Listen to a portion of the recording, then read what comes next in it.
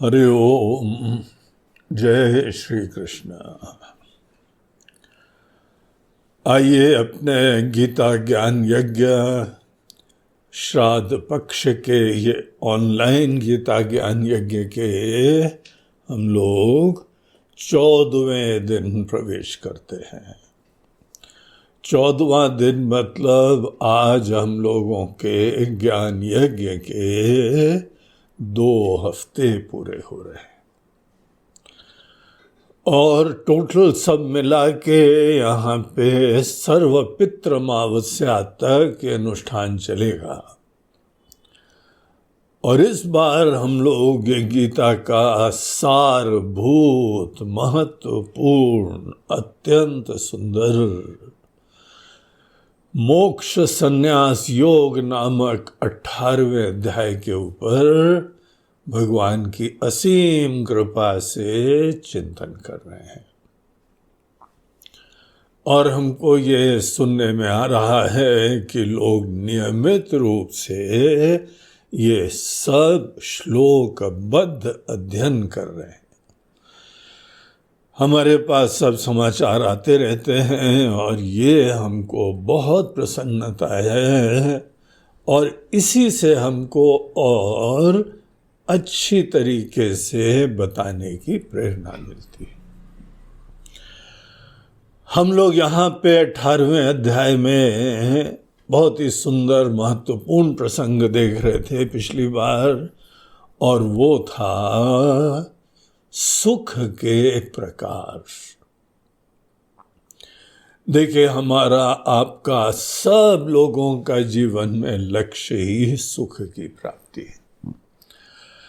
कोई भोगी होके सुख प्राप्त करना चाहता है, कोई योगी होके सुख प्राप्त करना चाहता है, लेकिन सबका जो है गंतव्य बड़ा स्पष्ट है।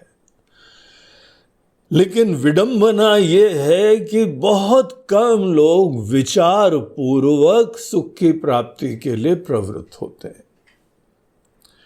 उनके अंदर किसी न किसी के प्रति विश्वास जरूर होता है, लेकिन ज्यादातर लोगों के अंदर विश्वास लोकाचार के ऊपर होता है। दुनिया के तौर तरीके, सब जा रहे हैं हम भी चल रहे, सब कर रहे हैं हम भी कर लें, या अनेकों दृष्ट उपलब्धियों की प्रधानता ज्यादा होती है। ये भी जुगाड़ कर लें, ये भी बना लें, ये भी धन प्राप्त कर लें, गाड़ी घोड़ा सब ले लें। अब घोड़े का जमाना तो खत्म हो गया, मगर गाड़ी वाड़ी ले लें है? तो ये सब ही हमारी एक प्रेरणा बनी रहती है, और ये प्रेरणा मन में कामना आ गई, महत्व आ गया, आवश्यकता है, और जो आवश्यकता है, कामना है, उसकी पूर्ति से ही सुख प्राप्त होगा। ये सुख की गणित है। देखिए, बहुत बहुमूल्य हमारा आपका जीवन है। अगर हम जो है इन धारणाओं से प्रेरित होते हैं और भगवान न करे धारणा झूठी निकले, तो देखिए किसका टाइम वेस्ट हुआ, है ना। इसीलिए हमको अपने लाइफ से बहुत सीरियस होना चाहिए। दरअसल सब लोग लाइफ से सीरियस हैं नहीं, देखा देखी में प्रवृत्त होते हैं और मन मर्जी से प्रवृत्त होते हैं। मन आपका बुद्धिमान होता तो बहुत अच्छी बात है, मन में विचार नहीं हुआ, प्रामाणिक ज्ञान ही नहीं है। जिस अंतःकरण में ज्ञान नहीं है, वहां मन मर्जी तो हमको भटकाएगी ना। केवल हम लोगों का सौभाग्य है कि भगवत गीता जैसे ग्रंथ हमारे पास हैं, जो कि जीवन जीने की संहिता है। पूरा जो है वह एक हमारे जीवन का कॉन्स्टिट्यूशन है, ये संविधान है। सब चीजें यही जो है जीवन जीने की मैनुअल समझ लो आप। इसको पढ़ना हर व्यक्ति के लिए आवश्यक है। आपकी शुरुआत में श्रद्धा हो, आप गीता को नमन करें, गीता का पाठ करें, गीता के श्लोकों को शेयर करें, सोशल मीडिया में करें, अनेकों प्रकार के चैंटिंग भी करें, ये सब अच्छी बात है, लेकिन ये जो है ना अभी ज्ञान की तरीका नहीं है। ज्ञान का तरीका एक एक श्लोक के ऊपर गहराई से चिंतन करते हुए पूरी गीता के तात्पर्य का निर्णय करना चाहिए। एक भगवान संदेश दे रहे हैं, वो संदेश क्या है हमको कल्पना नहीं करनी है, हमको अध्यारोप नहीं करना है, अपनी अकल भगवान के ऊपर आरोपित करें भगवान भी यही कर रहे होंगे। अब भले भगवान हो या आपके कोई गुरु लोग हों, संत लोग हों,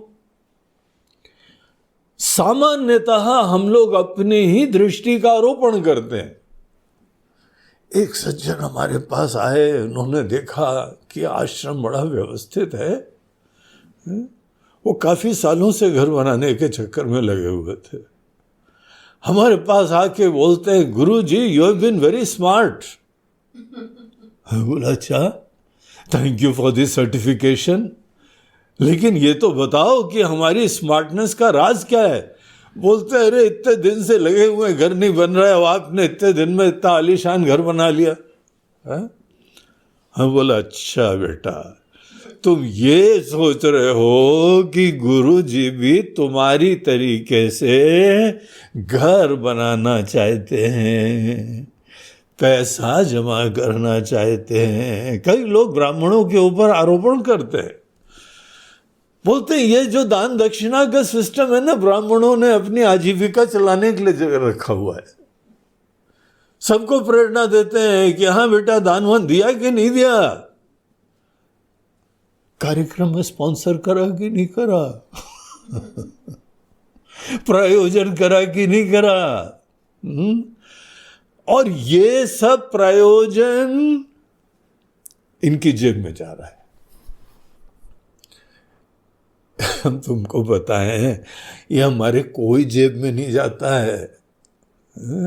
हमारे वहाँ ट्रस्ट बना हुआ है, उसकी ऑडिट होती है, चार्टर्ड अकाउंटेंट होते हैं, और हमारे वहाँ कोई स्वामी जी बीमार भी हो जाए ना तो उनके लिए भी पैसा नहीं मिलता है। इसीलिए तो हमको मजबूरी में एक आश्रम का फंड बनाना पड़ा, आश्रम परिवार योजना। भैया हम भी तुम्हारे परिवार के पार्ट हैं, क्योंकि हमारे पास ट्रस्ट है, हम अपने लिए खर्च ही नहीं कर सकते हैं। तो ये आरोपण मत करो कि हमको भी उसी तरह से सुख प्राप्त होता है जैसी आपकी कल्पना है। आपने सोच रखा है कि धन दौलत किसी तरह प्राप्त कर लो तो स्मार्ट, फिर सुखी, बुद्धिमान, सफल, और यहां के बोलते हैं guru ji you are also very smart. अब देखो गाड़ी हमारे जीवन की चलानी है, हमारा जितने शिष्य हैं हमारा परिवार है, पूरा जीवन समर्पित करा हमारे लिए, हमारे पास आके अपना सब कुछ समर्पित करते हैं, सेवा करते हैं, सवेरे से शाम लगे रहते हैं, उनका भोजन पानी आवश्यकताएं, उनकी बीमारी। डायलॉग की दृष्टिकोण से बोल रहे हैं दवा दारू, डायलॉग की दृष्टि को दवा दारू कोई नहीं लेता है, लेकिन ये सब चीजें किसको करनी है? आपके घर में एक दो बच्चे हो तो आपके बाल झड़ जाते हैं।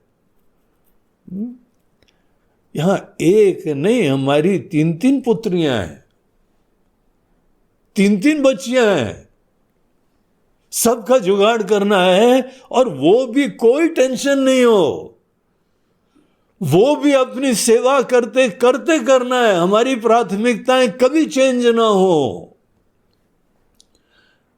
इसकी एक आर्ट ऑफ लिविंग है। अगर आप सोचते हैं कि हम अपने लाइफ में जो भी सांसारिक जरूरतें हैं वो अच्छी तरह पूरी कर रहे हैं, और आप जानते हैं बहुत अच्छी तरीके से, सतत आपको प्रवचन मिलते हैं। आश्रम आ जाओ तो प्रवचन मिलते हैं। यहाँ के लोग आके बोलते हैं यहाँ के जैसा डीप गहराई से कहीं प्रवचन हमको नहीं मिलता है। सब संस्थाओं से घूम के आते हैं लोग।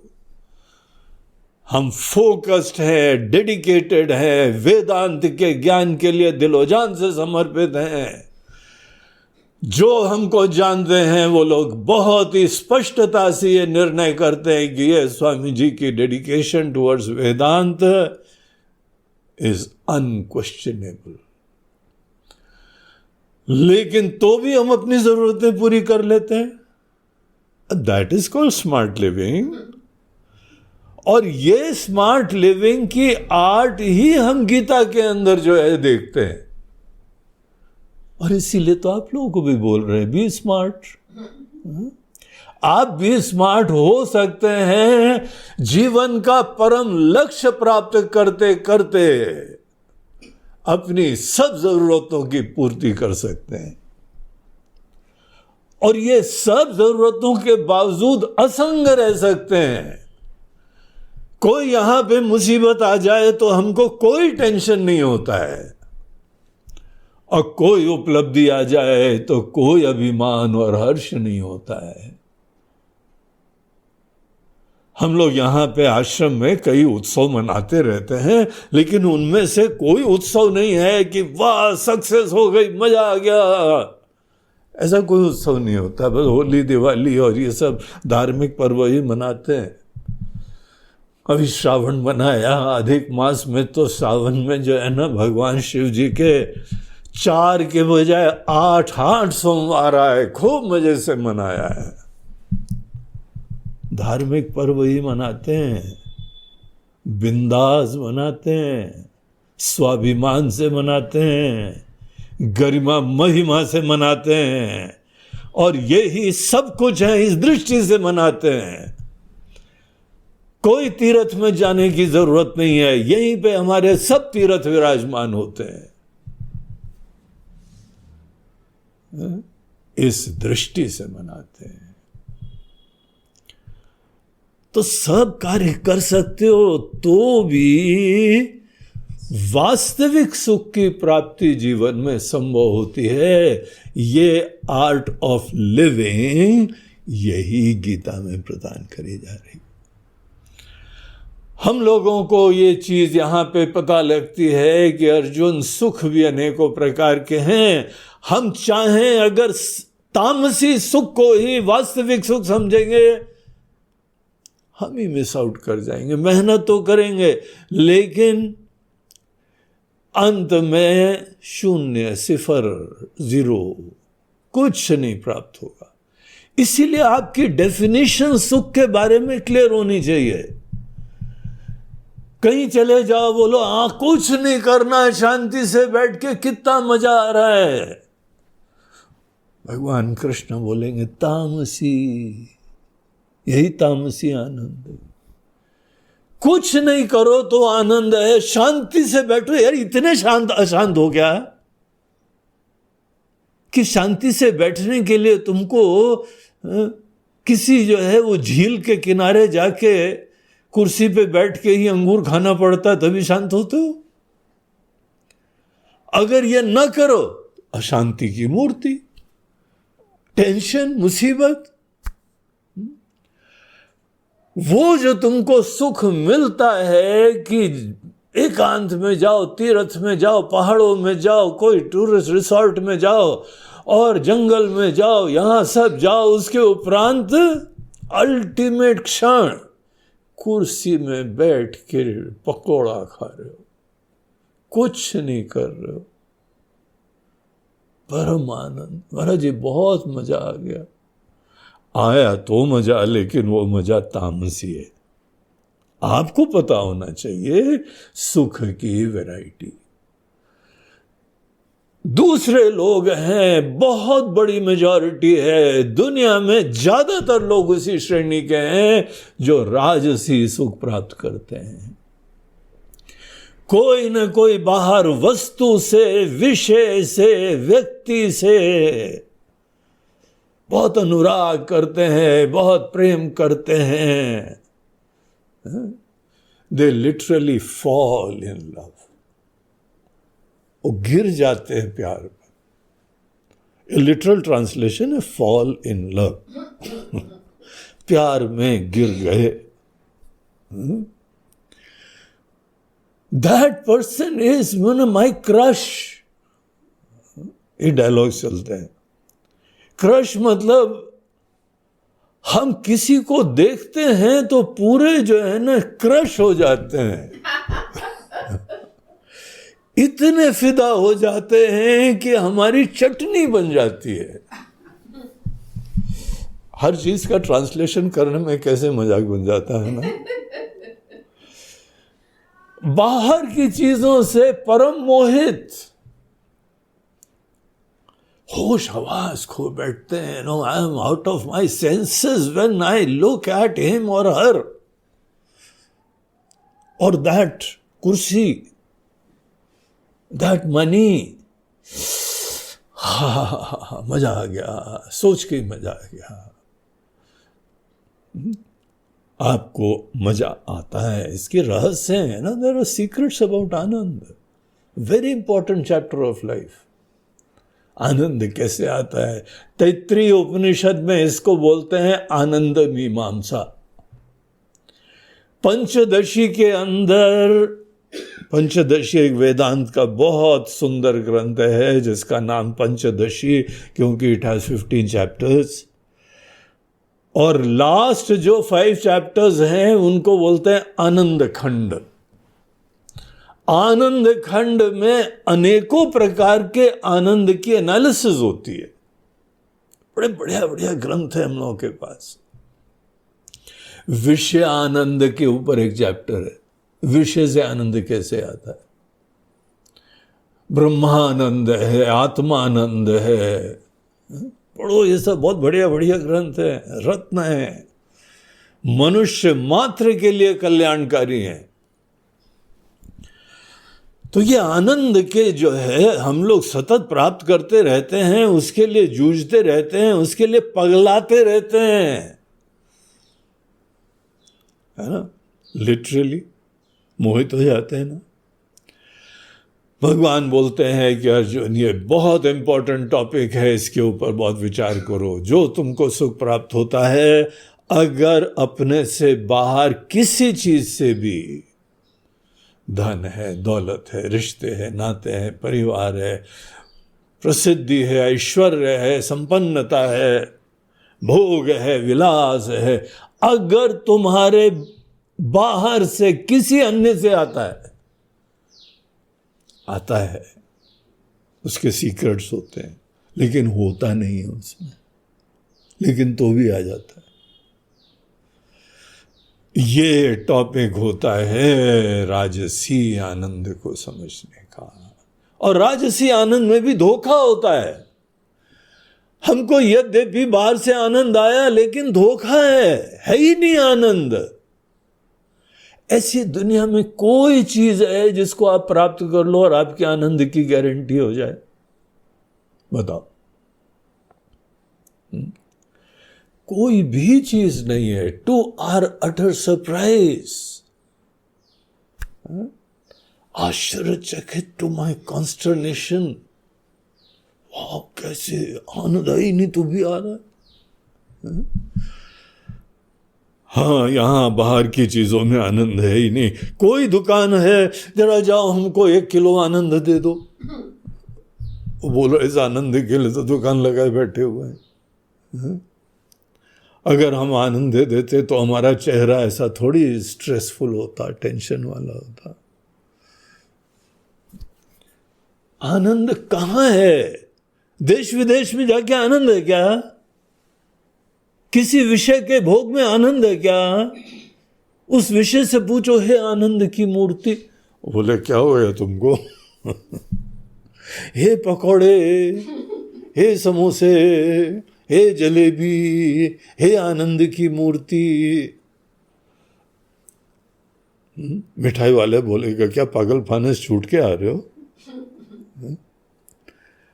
आज तक जितने लोग यहां पे आए हैं किसी ने ऐसी स्तुति नहीं करी इसकी, हे समोसा देवता ओम जय समोसे मेरा दुख हरे। लेकिन हमको तो आता है, आनंद आता है खाके। बोलते हैं हाँ that is a secret of life. बहुत सारी चीजें दिखती हैं लेकिन होती नहीं है वहां पे कुछ। इसीलिए राजसी सुख में जो भी समर्पित होता है, अपने से बाहर अगर आनंद तुमको मिल रहा है, वो करेंगे तो आनंद, ये करेंगे तो आनंद, तो हम मूढ़ हैं। स्पष्ट बात, हम अज्ञानी हैं, ना समझ, भ्रमित हैं, डिल्यूडेड हैं। और तुम में कोई एक दूसरे अज्ञानी आदमी में कोई भेद नहीं है। तुम सूटेड बूटेड डिल्यूडेड हो, वो बेचारा गरीबी में डिल्यूडेड है। तुम भी बाहर ढूंढ रहे हो, वो भी बाहर ढूंढ रहा है। हम लोग के संत लोग बोल के गए, मुझको कहां ढूंढे रे बंदे, मैं तो तेरे पास हूं। सोचो तो जरा। भगवान बोलते हैं अर्जुन, एक सात्विक आनंद भी होता है। सात्विक आनंद में ये टू आर अटर सरप्राइज पता लगता हम ही आनंद स्वरूप है। ये रहस्य जानना चाहिए, हर दुनिया के व्यक्ति को जानना चाहिए। सनातन धर्म और वेदांत शास्त्र के ये सिद्धांत पूरे विश्व के अंदर जो है ना फैलाने चाहिए। आप शुरुआत अपने आप से करो, पूरे दिल से निश्चय करो और आज से अपने से बाहर कोई वस्तु से आनंद की प्राप्ति की कल्पना भी ना हो। इसका मतलब यह नहीं है कि बाहर की चीजें बेकार है। सब आनंद स्वरूप, जैसे आप आनंद स्वरूप, सब आनंद स्वरूप है। लेकिन आनंद मिलने की बात है, ये कहां मिलने का प्रश्न, जब आप आनंद स्वरूप हो और आप दूसरे को आनंद देखते कहां हो। आप तो दूसरे की शक्ल सूरत देखते हो, उसका स्वभाव देखते हो, उसका प्रेम देखते हो, उसका सेवा देखते हो। उसको कहां देखते हो, उसकी आत्मा को कहां देखते हो? हा? और जो देखते हो वो सतही और औपाधिक देखते हो। और अगर तुम ये सोचते हो बाहर से आनंद आ रहा है तो तुम उपाधि से ही उम्मीदें कर रहे हो। यही तो भ्रम है। आपको दुनिया में आनंद से युक्त होकर निकलना चाहिए, प्रेम से जीना चाहिए, निश्चिंतता निरपेक्षता से जीना चाहिए। वो जीवन जहां पे आपको वास्तविक सुख मिल जाए, सात्विक आनंद मिल जाए, अपने अंदर खजाना मिल जाए, उसके बाद जीवन कितना बढ़िया है। एक नई कविता लिखोगे जहां हर चीज आनंद की अभिव्यक्ति है, प्यार से हो रहा है। पूरे विश्व में हर व्यक्ति को इसी अंदाज से जीना चाहिए, अगर वो जीवन के रहस्यों को समझे तो। क्रांति हो जाए दुनिया में, अनेकों झमेले खत्म हो जाएं। ये जो भी राजसी लोग होते हैं ना, अपने से बाहर आनंद की कल्पना करते हैं और फिर झगड़ते वही लोग हैं, वही हिंसा करते हैं। सब हिंसा खत्म हो जाए और सब आनंद की मूर्ति होके घूमे। ऐसा नहीं है कि कोई काम नहीं करेंगे। महाराज जी ये वेदांत बड़ा डेंजरस है, पूरी दुनिया निष्क्रिय हो जाएगी। जी नहीं, जहां पे लोग आनंद स्वरूप होते हैं वहां निष्क्रियता नहीं होती है, वहां प्रेममय कार्य होते हैं। हम अपने गुरुदेव को देखते थे जो सदैव ये शिक्षा देते थे। What a dynamic personality he was. सदैव हर व्यक्ति के लिए प्रेम से कुछ ना कुछ व्यवस्था करना, क्रिएटिवली करना, इंटेलिजेंटली करना। शंकराचार्य जी देखो, व्हाट अ डायनेमिक पर्सनालिटी। 32 साल में तो शरीर छोड़ दिया उन्होंने, और 32 साल में क्या कुछ करा। आज हम 32 जन्म ले लें तो हमको पता नहीं लगता है कि हमने उनके सब किताब भी पढ़ ली। इतने डायनेमिक, जो आनंद स्वरूप हो जाता है, निष्क्रिय नहीं होता, ये भ्रम है, ये ना समझिए, ये कल्पना है। ऐसे लोग सोचते हैं स्वार्थ की वजह से ही आदमी काम करता है। क्या मूढ़ता की पराकाष्ठा है। आनंद स्वरूप होके लोगों का चेहरा सुंदर दिखता है, काम सुंदर होते हैं, विचार सुंदर होते हैं। इसीलिए हम लोग के देश में प्राचीन काल में कला हो, संस्कृति हो, पेंटिंग हो, मूर्ति हो, दर्शन हो, अर्थव्यवस्था हो, हर चीज अल्टीमेट लेवल की थी, क्योंकि सब धन्य, कृतार्थ, सिद्ध, निस्वार्थ लोगों ने अपना दिलो जान समर्पित करके सब सिद्धियां करी थी। सात्विक आनंद हमको सही में हेल्दी व्यक्ति बना देता है। हम कृतार्थ होके जीते हैं। ये सोच ही खत्म हो जाती कि बाहर से आनंद चाहिए। अब हम दुनिया देने के लिए जीते हैं, कुछ ना कुछ यहां सेवा करने के लिए जीते हैं, लेने के लिए कुछ नहीं जीते हैं। और इसीलिए ऐसे लोगों को टेंशन ही नहीं आता, स्ट्रेस ही नहीं आता। तो ये बहुत इंपॉर्टेंट प्रसंग था। सात्विक आनंद को ही एम करके जीना चाहिए। राजसी तामसी आनंद ये केवल एक भ्रम है, मोह है, कल्पना है, और अपने जीवन का खिलवाड़ कर देना है। A non serious person.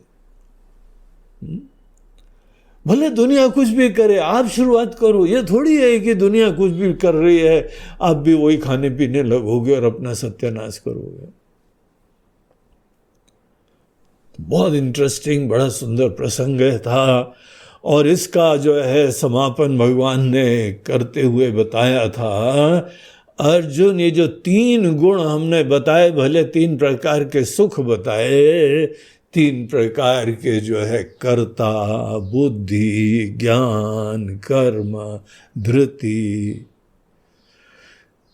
हर चीज में देखो तो 3 वैरायटी, सात्विक, राजसी, तामसी। उपनिषद में, कठोपनिषद में कहते हैं कि दुनिया में कोई भी चीज हो, जब भी कोई सिचुएशन आती है तो आप वहां पे 2 रास्ते देखना। हर सिचुएशन में खाना खाना है, 2 रास्ते। क्या रास्ते हैं? जिस प्रयोजन से हम कर रहे हैं, जिस मोटिवेशन से, जिस एटीट्यूड से, जिस प्रेरणा से हम करते हैं, वो 2 प्रकार के होते हैं। वो रास्ते ही हो जाते हैं हमारे। या तो हम कोई चीज अपने अंदर स्वार्थ के लिए करते हैं, हमको अच्छा लग रहा है इसलिए हम करते हैं, या हम इसलिए करते हैं क्योंकि किसी परिस्थिति में ये उचित और कल्याणकारी होता है। अगर कोई व्यक्ति कोई भी काम केवल यही सोच से रख के करता है कि हमको अच्छा लग रहा है, हमको और मिलेगा, हमको और फायदा होगा और हमको विशिष्टता होगी, तो कठोपनिषद के अंदर यमराज जी नचिकेता को समझाते हुए कहते हैं, बेटा इसको प्रेय पथ बोलते हैं, तुम प्रेय पथ पे चल रहे हो।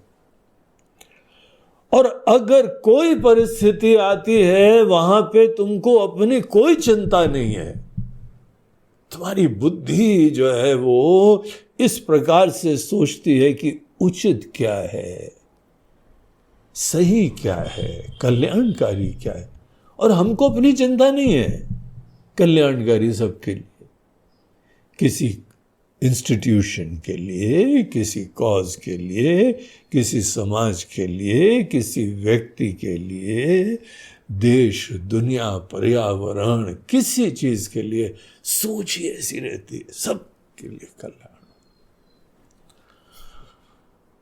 सर्वे भवन्तु सुखिनः।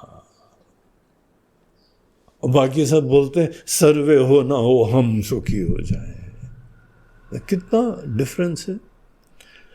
जो सदैव हमको अच्छा लगता, हमको नहीं अच्छा लगा, हमारी इज्जत हुई, हमारी नहीं हुई, और हमको ये हम, वो आदमी प्रेय पथ पे चल रहा है। और आगे यमराज जी ने बताया कि जो भी प्रेय पथ पे चलता है वो जीवन के समस्त पुरुषार्थों से अंततः पतित होता है। You'll be a failure in your life. ये सोच आपको करप्ट कर देगी, आपको जड़ बना देगी, आपको विक्षिप्त कर देगी, आपको तनाव से ग्रसित कर देगी, अभिमानी बना देगी, पराधीन बना देगी, डरपोक बना देगी। इसीलिए प्रेय पथ अनुगामी नहीं होना चाहिए। आपको प्रिय लगे, हमको अच्छा लगे, ये सोच घातक है। मेरा बुद्धिमान बनो। तो ये सब उन्हीं सब उपनिषदों के विचारों का यहां रिफ्लेक्शन हो रहा है। आपको एक बात बताएं, गीता अगर हमारी माता जी है ना, तो कठोपनिषद हमारी नानी है। गीता जो है ना कठोपनिषद से प्राप्त हुई। इतने सारे मंत्र, जो सिद्धांत, जो रहस्य, सब का हमको जो है ना स्रोत मूल रूप से कठोपनिषद दिखाई पड़ता है। यद्यपि सभी उपनिषदों में यही सिद्धांत बताए हुए हैं। इसीलिए ये सब बातें बड़ी शाश्वत हैं, वेदोक्त सिद्धांत हैं। वेद वेदांत के अध्ययन को अपनी हॉबी बना लो, अपना प्रेम बना लो। Dive into all these things. कोई भी दुनिया में चीज नहीं है जो 3 गुणों से खेल ना हो। तो बोलते हैं यहां इस पृथ्वी में हो, अंतरिक्ष में हो, परलोक में हो, देवताओं के अंदर हो, असुरों के अंदर हो, तुम्हारे पूर्वज लोग हो, इतिहास के कोई भी व्यक्ति हो, किसी एक व्यक्ति को पकड़ के मत चर्चा करना। हमारे देश के ये महापुरुष, अरे महापुरुष ठीक है, सात्विक थे, राजसी थे, तामसी थे। अब ये सोचना चालू करो। अब वो केजी क्लास नहीं रहा तुम्हारा। बस एक ही व्यक्ति को जो है वो टीका लगाते रहते हो। अगर टीका लगाना है तो उपनिषद को लगाओ। अगर महिमा मंडन करना है तो भगवान कृष्ण का करो, ज्ञान का करो, व्यक्ति का नहीं, सिद्धांत का आदर करो। जो सिद्धांत का आदर नहीं करता है, किसी व्यक्ति, पद, कुर्सी का करता है, उसकी दुर्गति भीष्म पितामह जैसी होती है। आपको पता है भीष्म पितामह के the lessons of life of Bhishma Pitamah? बहुत महान व्यक्ति थे। पर्सनली ऐसा अद्भुत चरित्र था उनका, लेकिन भीष्म पितामह अपने जीवन के द्वारा सबको शिक्षा देके गए। बोलते हैं हमारे जीवन में बहुत बड़ी गलती हो गई। हमने कुर्सी के साथ कमिटमेंट कर लिया, जो कुर्सी पे बैठेगा हम उसका साथ निभाएंगे। कोई लोग व्यक्ति के साथ कमिटमेंट कर लेते हैं, बस इस व्यक्ति के साथ संबंध हो गया, निभाएंगे। ये गलत है, विनाशकारी है, दुर्गति होगी आपकी पितामह जैसी, यश कीर्ति खत्म हो जाएगी। आदमी को ये लेसन लेना चाहिए। भीष्म पितामह जी भी खुद बोलते हैं, अगर हमने इस चीज का संकल्प लिया होता कि जीवन भर धर्म का साथ देंगे, तो आज हमको कौरवों की तरह से लड़ाई लड़ने की नौबत ही नहीं आती। भारी मन से, दुष्ट, स्वार्थी, मूर्ख, करप्ट, लेकिन आई एम स्टिल बाउंड। हम उन्हीं की तरफ से लड़ाई लड़ने के लिए मजबूर हैं, क्योंकि वचन हो गया हमारा। और हमारा वैल्यू स्ट्रक्चर ऐसा है कि वचन दे दिया, फिर हम नहीं पीछे हटते हैं। यश कीर्ति खत्म हो जाए तो हो जाए, लेकिन झूठ नहीं बोलेंगे, कपट नहीं करेंगे। हमको उनसे लेसन लेना चाहिए। किसी व्यक्ति, कोई व्यक्ति, भले हमारे देश के अंदर जो है महात्मा गांधी, हमारे महात्मा गांधी नहीं, गांधी जी है। महात्मा गांधी किसकी पूजा करते थे? उसकी करो। राम जी का भजन करते थे, उसका करो। अगर किसी को सिर आंखों पे बैठाना है, सत्य को बैठाओ। अभी आजकल मोदी भक्त बहुत हो गए ना, मोदी जी मोदी जी मोदी जी। अंध भक्त मत बनो। ये देखो कि मोदी जी का चरित्र बहुत अच्छा है, इनकरेजिबल, अनकरप्टेड, क्लैरिटी, निष्ठावान, चरित्रवान, मेहनती। किसके वजह से? व्यक्ति की महिमा है कि उन सिद्धांतों का महिमा है। जिस धर्म में निष्ठ होते हैं, वो मूल रूप से तो बिल्कुल सन्यासी थे, बनी गए थे सन्यासी, वही सिद्धांतों में रम रहे थे। उन सिद्धांतों की महिमा है कि एक चमड़ी की महिमा है, हाड़ मांस के पुतले की महिमा है। हर जगह कोई ना कोई व्यक्ति की महिमा चलती है। महाराष्ट्र में जाओ, शिवाजी शिवाजी शिवाजी। किसके प्रति समर्पित थे? चरित्र ऐसा क्यों था उनका? किससे प्रेरणा लेते थे? कभी वो भी सोचोगे कि बस व्यक्ति को पकड़ लोगे? राम जी की महिमा, राम जी की महिमा। राम जी की महिमा नहीं, राम जी जिन चरणों में बैठ के, वशिष्ठ जी के चरणों में बैठ के ज्ञान प्राप्त करा, कौन वशिष्ठ जी की महिमा भी बोल रहा है? किसकी महिमा बोलनी चाहिए? जहां पे ये सर झुका जाके जहां से शिक्षा प्राप्त करी, उसका कोई चर्चा ही नहीं करता है, वो साइडलाइन कर दिया। और एक व्यक्ति की महिमा, कृष्ण जी, यहां उज्जैन में संदीपनी आश्रम था, आज भी है वहां पे, बस अभी तो मूर्तियां लगा रखी हैं। अरे गुरुकुल बनना चाहिए था वहां पे, वही शिक्षा देने की व्यवस्था करनी चाहिए। आजकल हम लोग के वहां जहां पे भक्ति होती है, मूर्ति लगा देते हैं बस। अभी शंकराचार्य जी की ओंकारेश्वर ने मूर्ति लगा दी, बड़ी पूरा जो है फैनफेयर के साथ। मूर्ति लगाने से हम अपने धार्मिक कर्तव्य का पूरा कर लेते हैं। उनका जीवन पूरा किसी ज्ञान के लिए था। ठीक है, जब ज्ञान हो तो मूर्ति भी अच्छी लगती है, ज्ञान नहीं हो तो मूर्ति का भी दुरुपयोग हो जाता है। किस दृष्टि से आदमी देखता है? अनेकों जगह व्यक्ति की महिमा, कुर्सी की महिमा, सिद्धांत की महिमा हो। श्रेय पथ अनुगामी व्यक्ति सदैव सत्य के प्रति निष्ठ होता है, उचित के प्रति निष्ठ होता है। कोई व्यक्ति, हमारा भी व्यक्तित्व तो कोई महत्व का नहीं है। जिन सिद्धांतों को हम बोलते हैं, जीते हैं, वो देखने की कोशिश करो।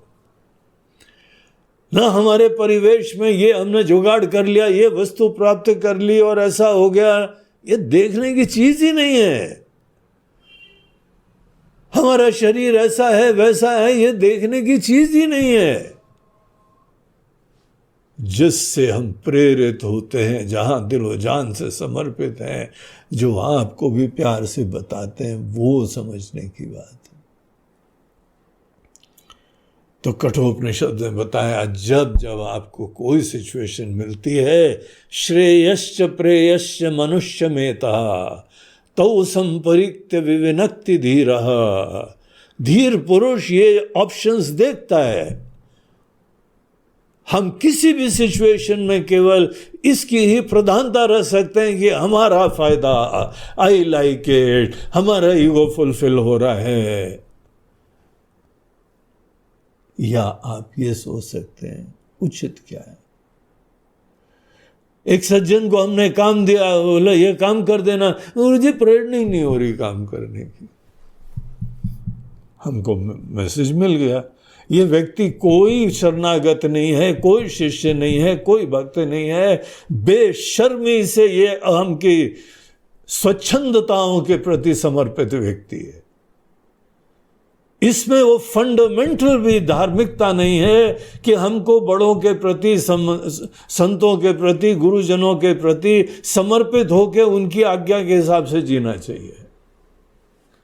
और हमारे मुंह पे स्पष्टता से बोलते हैं, महाराज जी हमारे को प्रेरणा ही नहीं हुई काम करने। बोला तुम कैसे काम करते हो? मन मर्जी से, जो तुमको अच्छा लगता है करते रहो, no problem, that's your life. लेकिन आपको पता है कि ये पथ प्रिय पथ है, जो हमको प्रिय लगता है उसी से प्रेरित होकर काम करने को ही प्रिय पथ बोलते हैं।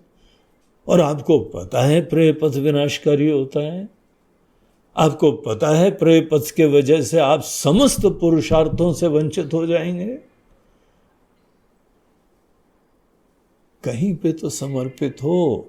शरणागति बोलते हैं हमारी प्रियता, हमारी पसंदगी नापसंदगी को किनारे करने का सामर्थ्य, साहस, आत्मबल, इसको बोलते हैं शरणागति। माम एकम शरणम व्रज। जब कोई भक्त या कोई शिष्य आके शरणागत होता है तो उसकी विम्स और फैंसीज यहां पे कोई इंपॉर्टेंट नहीं होती। यही टेस्ट होता है। तुम्हारी पसंदगी नापसंदगी तुम किनारे कर सकते हो क्या? कैसी भी हो, बस वही शरणागति हो गई। इतना शरणागति करना अनेकों के लिए, खासकर उन व्यक्ति के लिए जो अहम की पूर्ति, संतुष्टि, ईगो फुलफिलमेंट के लिए जीते हैं, उनके लिए इट इज लिटरली इम्पॉसिबल। और वो लोग केवल राजसी आनंद के लिए प्रवृत्त होते हैं। और मनुष्य जीवन प्राप्त करके भगवान कह रहे हैं अब असली आनंद से वंचित हो जाओ। तो इस तरीके से ये बहुत इंपॉर्टेंट टॉपिक रहा। और बोलते हैं हर चीजों में तीनों गुणों का खेल है अर्जुन। ये बात बता के बोलते हैं इंक्लूडिंग योर प्रकृति। जैसे हमने बताया ना, ज्ञान 3 प्रकार के, कर्ता 3 प्रकार के, कर्म 3 प्रकार के, सब 3 प्रकार के हैं ना। हम लोगों की जो प्रकृति है वो भी 3 प्रकार की, 3 गुणों से प्रभावित होती है हमारी प्रकृति। ये प्रसंग अब चालू करते हैं। तो देखिए अब हम लोग यहां के श्लोक पढ़ें। ये हम लोगों ने 40वें श्लोक तक का चिंतन करा हुआ था। अब 41st श्लोक ऑनवर्ड्स, वहां हम लोग पहले चैंट करेंगे, हम बोलेंगे, आप लोग रिपीट करिएगा। फिर इस प्रसंग के बारे में बहुत इंटरेस्टिंग है और बहुत ही इसके बारे में राजनीतिक लोगों ने दुरुपयोग करा हुआ है, जो पढ़ते ही नहीं गीता वीता, कॉन्टेक्स्ट ही नहीं पता, रहस्य ही नहीं पता है। The so called caste system, वो प्रसंग आ रहा है। तो क्या बोलते हैं भगवान, ब्राह्मण क्षत्रिय विषाम शूद्राणां च परन्तप कर्माणि प्रविभक्तानि स्वभाव प्रभवैर्गुणैः शमो दमस्तपः शौचम् क्षान्तिरार्जवमेव च ज्ञानं विज्ञानमास्तिक्यम्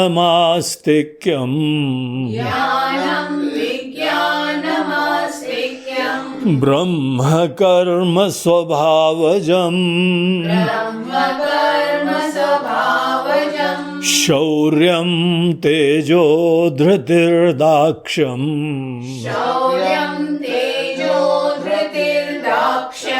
युद्धे चाप्यपलायनम्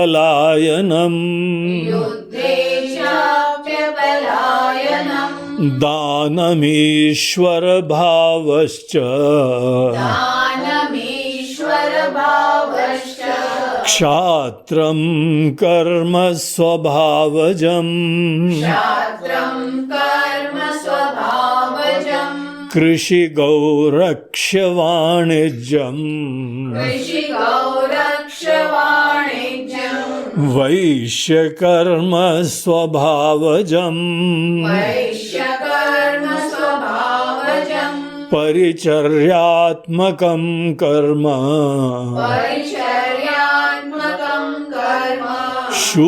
शूद्रस्यापि स्वभावजम्।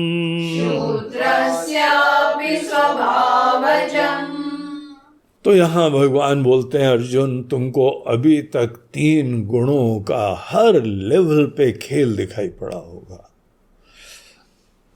ये 3 गुण हम लोगों के मन पे भी प्रभाव डालते हैं। ये जो भी चल रहा था ना, कर्म के क्षेत्र में हम ही कर्ता होते हैं, हम ही कर्म और ज्ञान, और ये मन की बातें तो थी। मन के अंदर हमारी क्या दृष्टि है, क्या कर्म है, क्या अंदाज है, क्या मोटिवेशन है, ये सब चीजें 3 प्रकार की, 3 गुण से प्रभावित। अब यहां बोलते हैं कि देखो, तुमको किसी कर्म फल की प्राप्ति की प्रेरणा है ना,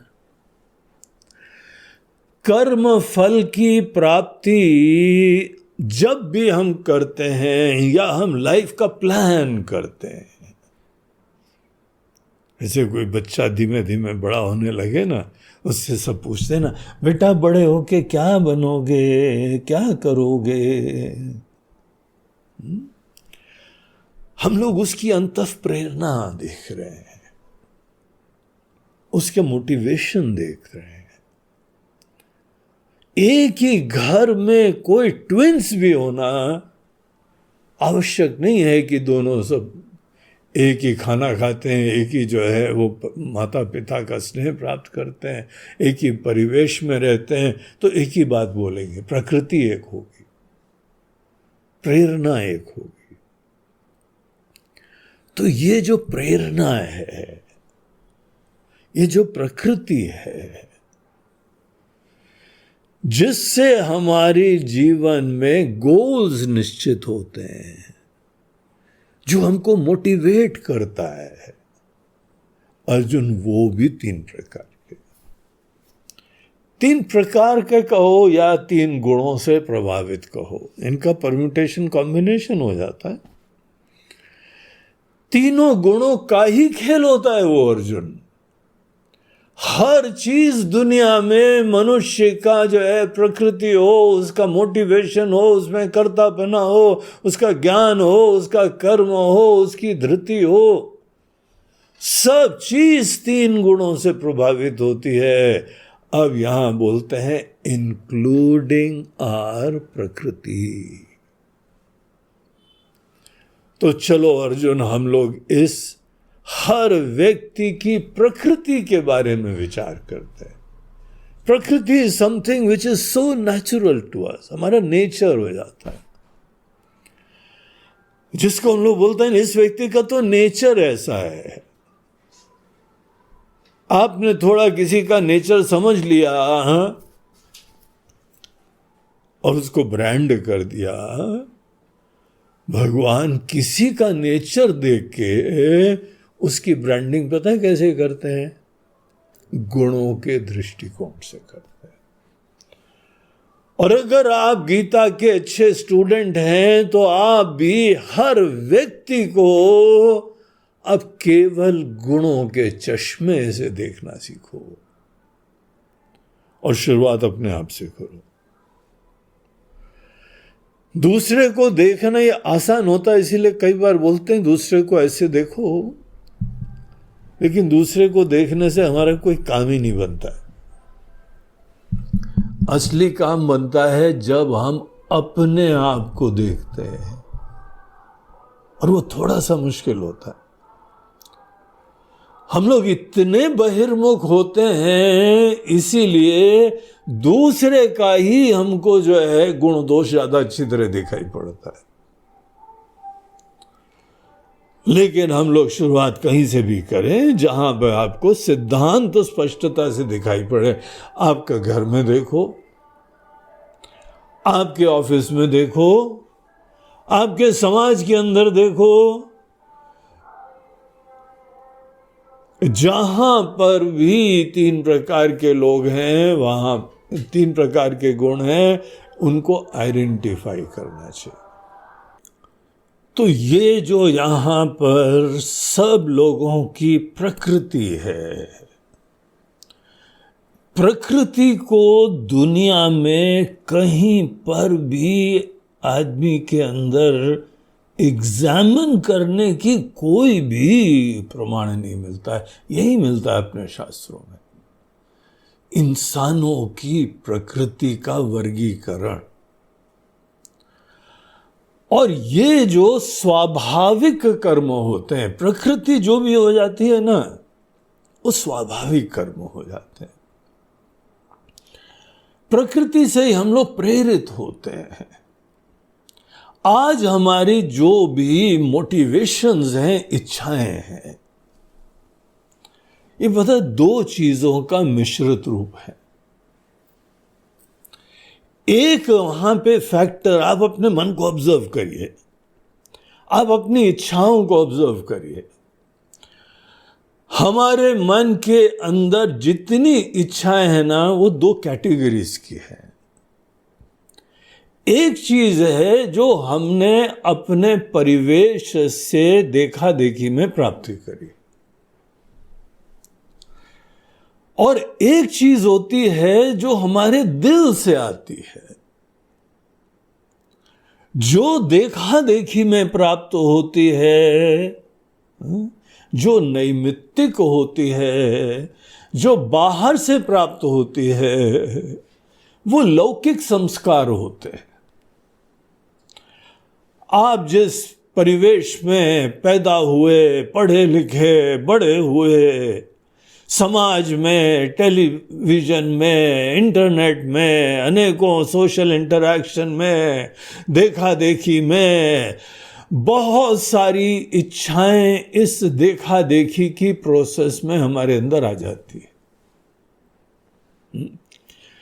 लेकिन कुछ चीजें होती हैं जो कि बाहर से नहीं आई हैं, आपके अंदर से स्वाभाविक प्रेरणाएं होती हैं। वो दोनों चीजों को आइडेंटिफाई करना चाहिए। जो भी हमारे अंदर स्वाभाविक प्रेरणाएं हैं, उसको स्वधर्म कहा जाता है। और जो भी बाहर से ग्रहण करे हुए प्रेरणाएं, संस्कार, इच्छाएं हैं, उनको परधर्म कहा जाता है। तो यहां पर जो है गीता के 3rd चैप्टर में पहले ही भगवान ने बहुत स्पष्टता से बताया, अर्जुन, ये स्वधर्म और परधर्म का विवेक करना चाहिए, ये शिक्षा के अंदर होना चाहिए।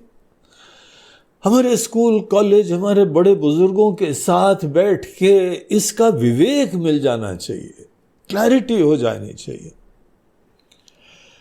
भगवान कभी आके जबरदस्ती इंटरफेयर नहीं करेंगे। You are free, I am free, जो भी फॉलो करना चाहे फ्री फॉलो कर सकते हैं, लेकिन कॉन्शियस तो हो। ये सब अनेकों, हमने कोई पिक्चर देखी, कोई कहीं पढ़ा, कोई और पीयर प्रेशर हुआ, देखा देखी में, और फैशन चल रहा है, इन थिंग चल रही है, ये आउट थिंग चल रही है, ये खाना ऐसा चल रहा है, ये रेसिपी ऐसी चल रही है। कोई आके ऐसे बढ़िया बढ़िया नाम बताते हैं, हमको लगता है यार अभी तक गधे तो देखे ही नहीं है हमने, और लोग खा रहे हैं ऐसी चीजें।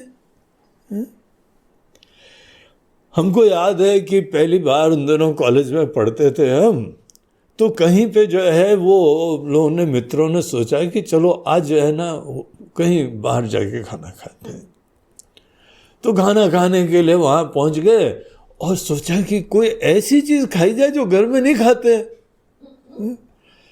तो उसका मेनू कार्ड देखा, और वहाँ जब तक वहाँ पे वेटर जो है ना किसी के लिए सिजलर ले जा रहा था, बड़ी सी ट्रे, चिड़चिड़ चिड़चिड़ चिड़ से आवाज हो रही थी, धुआं निकल रहा था।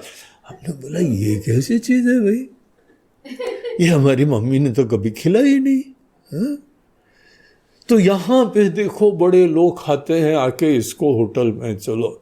बोला कैसा आइडिया है, इसको टेस्ट करें। कम ऑन, आज ये मंगाते, तो इच्छा हो गई, प्रेरणा हुई। तो बुलाया वेटर, ये क्या था? बोलते हैं सर दिस वाज सिजलर। अच्छा, सिजल करता है ना, इसीलिए सिजलर।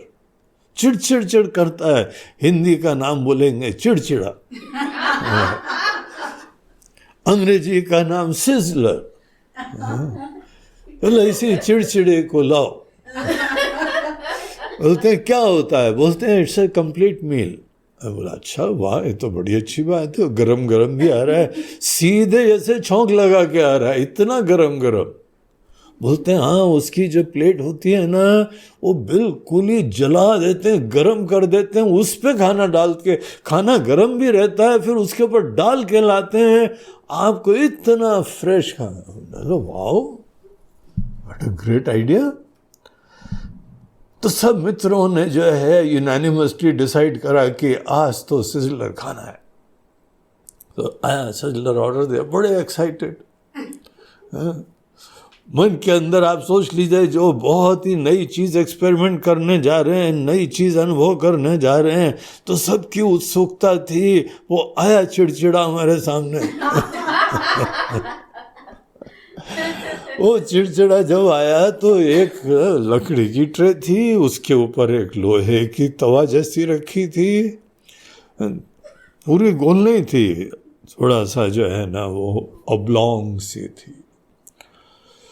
उससे बता, छूना मत इसको, ये बिल्कुल ही तवे जैसी गर्म है।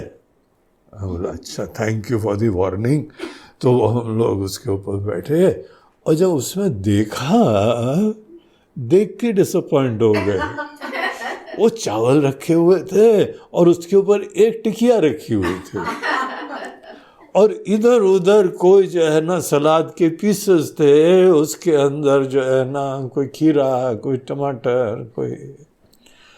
तो फाइनली हमने देखा कि उसमें जो है ना 3-4 पीस प्याज के थे, 1-2-3 खीरे के थे, और एक टमाटर था, और एक टिकिया उसमें ऊपर मोरपंखी की तरह से, पूरे पहाड़ के चोटी की तरीके से रखी हुई थी, और डेकोरेशन की तरह से एक धनिया की पत्ती भी निकल रही थी। शक्ल देख के नीचे जो है ना वो तवा चिड़चिड़ा रहा था, चिड़चिड़ चिड़चिड़ चिड़चिड़। तो हमने पूछा ये कैसे? बोलते हैं वो सिंपल बात है, आपको जो भी उसके अंदर डिफरेंट टाइप ऑफ सिजलर्स होते हैं, आप सिजलर में उसको वो गर्म करके आप पानी डालो, कोई भी कोई सूप वूप डाल दो तो चिड़चिड़ करते ही हैं। तो यही चिड़चिड़ा, दिस इज कॉल्ड चिड़चिड़ा, दिस इज कॉल्ड सिजलर। तो हम तो देख के जो है बोर हो गए, बोला ये चावल ही खाने बस, थोड़ा सा उसके अंदर ये है? उस दिन ऐसा डिसअपॉइंटमेंट हुआ, उसके बाद वर्षों तक हमने सिजलर नहीं देखा, लेकिन प्रेरणा हो गई।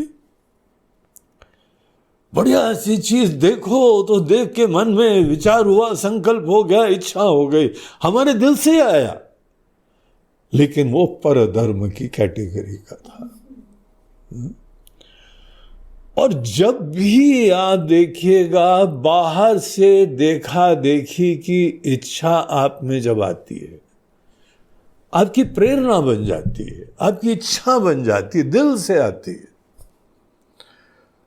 स्वभाव भी दिल से आता है, प्रकृति दिल से आती है, स्वधर्म दिल से आता है, परधर्म भी दिल से आता दिखाई पड़ता है।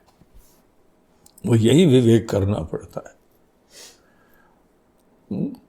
परधर्म एक कांटे की तरीके से है जो बाहर से लगता है, वो बेचैन करता है, वो भी जब तक पूरा पूरा ना करो बहुत बेचैन करता रहता है। एक बार देख लो तो उसके बाद नमस्कार कर लेते हो, आज से सिजलर खाएंगे नहीं।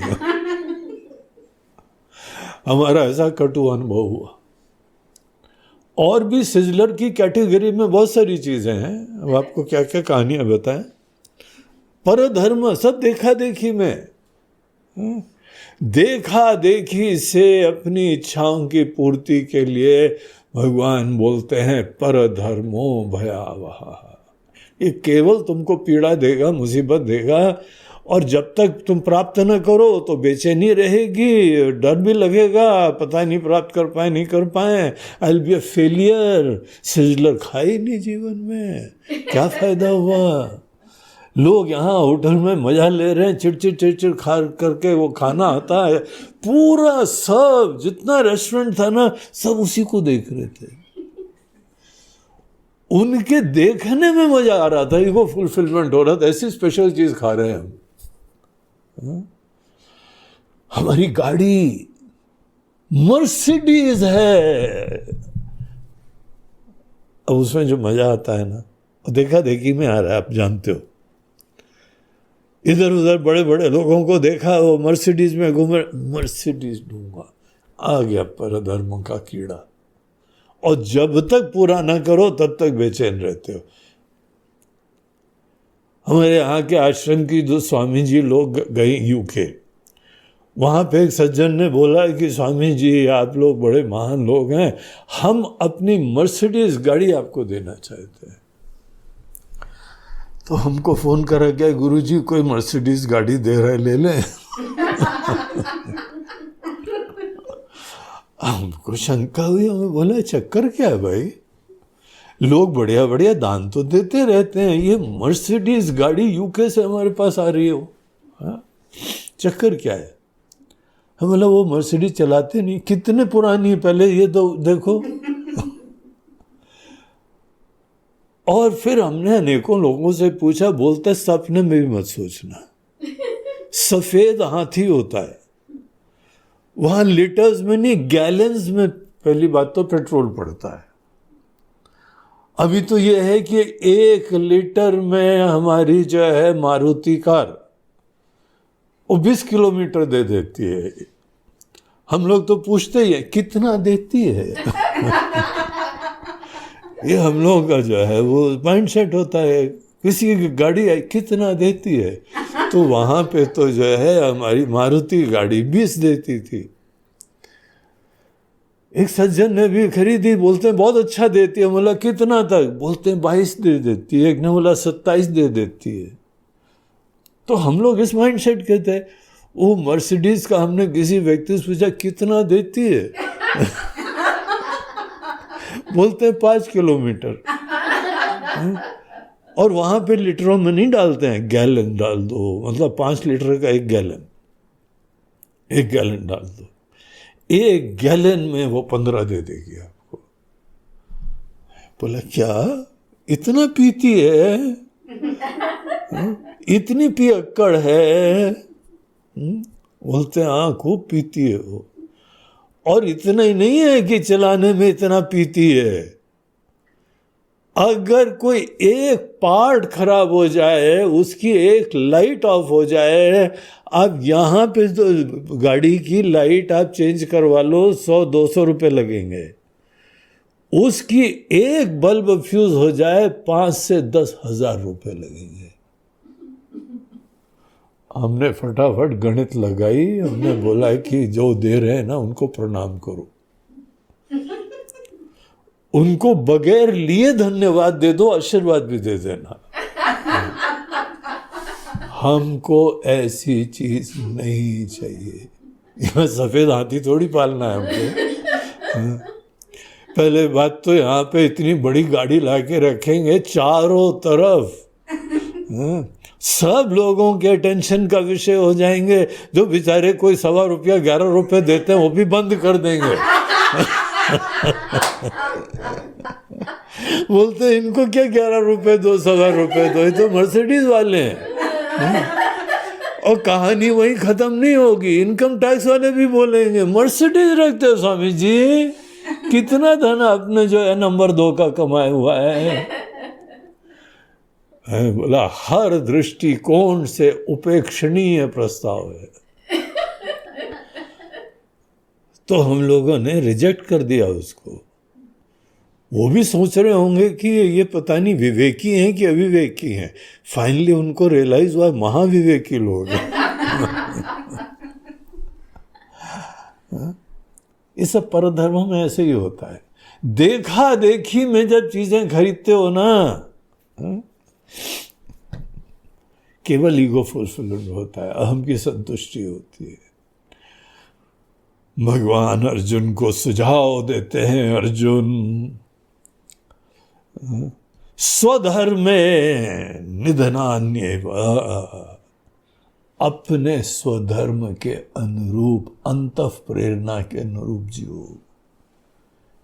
इसमें तुम जीवन समर्पित करके मर भी जाओ। इसमें न तुलना की जरूरत है, न किसी से देखा देखी की जरूरत। परधर्म का आश्रय मतलब जो भी है तुम्हारी जरूरतें तुम ध्यान दो। हमारी प्रकृति केवल एक सेवा का क्षेत्र होनी चाहिए। हमारी अंतः प्रेरणाएं केवल सेवा का क्षेत्र होना चाहिए, ईगो फुलफिलमेंट का माध्यम नहीं होना चाहिए। अगर तुम ईगो फुलफिलमेंट के ट्रिप के ऊपर लगे हो तो तुम आत्मज्ञान, परमात्मा ज्ञान, भजन कीर्तन बेटर है भूल भाल जाओ, क्योंकि तुमको सिंसियरली कोई उसकी रुचि नहीं है। तुम केवल अपने समाज के अंदर महिमा मंडन के लिए ही ज्यादा प्रेरित होते हो। अगर तुमको ये गुणों के हिसाब से जीना है, समझना है, अगर हमारे प्रिस्क्रिप्शन से जीना है, तो ये तीनों गुण तुम्हारी प्रकृति कैसे बना रहे हैं, आज कैसी है और कल क्या होना है, ये चीजों को ही प्रधानता दो। तब तो हमारे शिष्य हो, हमारे भक्त हो। हमारे भक्त केवल लड्डू चढ़ा देते हो, माला चढ़ा देते हो, अगरबत्ती जला देते हो, इससे नहीं है। हमारी बातें समझो, हमारे उपदेश को हृदयान्वित करो। तो अर्जुन यहां पे ये 3 गुण इंसान की प्रकृति बनाते हैं। प्रकृति आदमी का जिसको वर्ण कहा जाता है। वर्ण शब्द का बेसिक मीनिंग होता है कलर, रंग। इसका ये वर्ण है, इसका ये वर्ण है। तो यहां पे देखिए हमारे मनीषी लोग बोलते हैं तुम्हारे मन का आज एक स्वाभाविक रंग है। बाहर से देखा देखी अनुकरण करके जी रहे हैं, इसका मतलब ये नहीं है तुम्हारा कोई रंग ही नहीं है। तुम्हारा एक ओरिजिनल रंग है। और जो हमारी ये प्रकृति होती है, ये भगवान ने हमको दुनिया में नाटक मंच पे जीने की स्क्रिप्ट दे रखी होती है। जैसे कोई भी आप नाटक मंच पे काम करिए तो आपका एक रोल होता है, आपके कोई डायलॉग्स होते हैं, आपकी स्क्रिप्ट होती है। हम सब लोगों को भगवान ने यहाँ पे मौका दिया, दुनिया में भेजा, एक रोल हमारे लिए सोचा है, और प्रकृति हमारी स्क्रिप्ट होती है। और अगर हम प्रकृति के प्रति संवेदनशील होते हैं, सेंसिटिव होते हैं, सजग होते हैं और प्रकृति के अनुरूप जीते हैं, वो हमारी सेवा का क्षेत्र बनता है।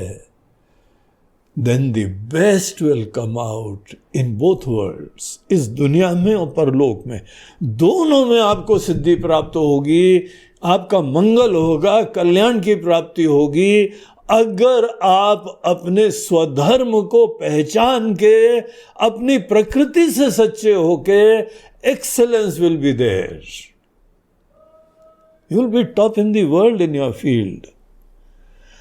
हम लोग जानते हैं यहां आज दुनिया में कोई लोग अपने फील्ड में एक्सेल करते हैं,